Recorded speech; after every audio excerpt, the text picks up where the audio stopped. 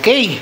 So, ganun lang po mag-execute ng head cleaning at ang nozzle check o print quality check nitong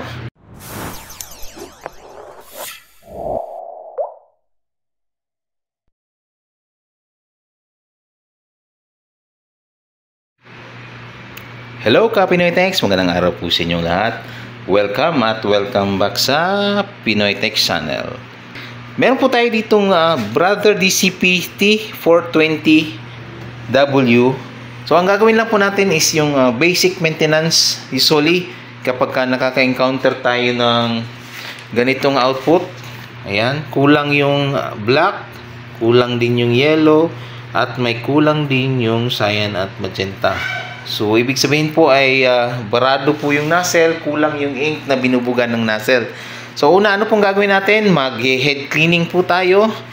Basic head cleaning. Nandito po ang guide niya. Step 1, 2, and 3. So ito po yung sample picture. Ayan. Saka ito.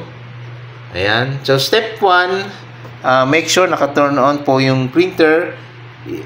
Step 1 is press the power or stop button and the copy shortcut simultaneously. So magkakasabay. Ayan, press natin. Ayan. So nag-biblink po yung ink icon. Ayan. So third step, i-press po natin yung color o itong green na button, color start. Ayan. Start. Ayan.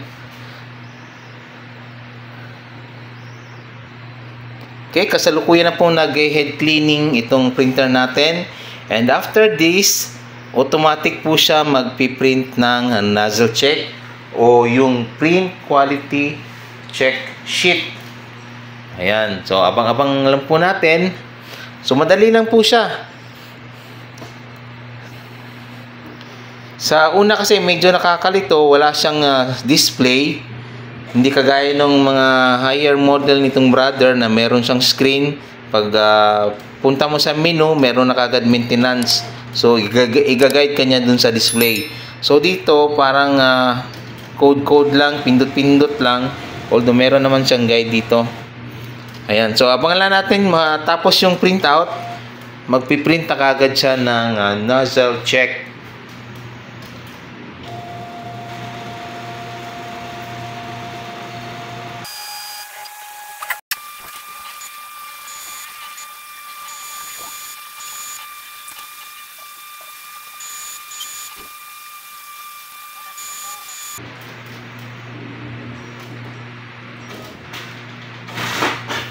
Okay, printing nozzle check na po.